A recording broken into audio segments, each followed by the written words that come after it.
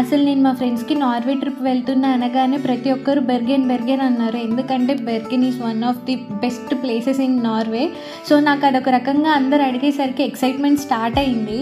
సిటీకి రీచ్ అవుతున్నాం అనగానే షిప్ పైనుంచి లొకేషన్ చూసినప్పుడు చాలా బాగా అనిపించింది. కానీ దిగిన తర్వాత బిస్కెట్ అయింది. ఎందుకంటే నేను సరిగా ఆ రోజు నార్వేలో వెదర్ ఎలా ఉంటుంది అని చెక్ చేసుకోలేదు.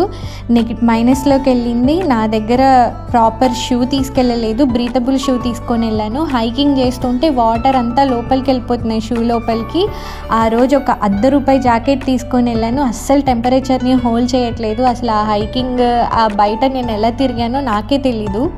అసలు మైనస్లో ఉంది టెంపరేచర్. నార్వే వాళ్ళకి ఇది నథింగ్ అంట. అసలు ఆ వర్షంలో ఎవరి పనులు వాళ్ళు చేసుకుంటున్నారు. ఒక అమ్మాయి అయితే స్కర్ట్ వేసుకొని జాగింగ్కి వెళ్ళిపోతుంది. సో మీరు మాత్రం నేను చేసిన మిస్టేక్స్ అస్సలు చేయొద్దు. మీరు వెదర్ చూసుకొని వెళ్ళండి ఎక్కడికన్నా వెళ్తే.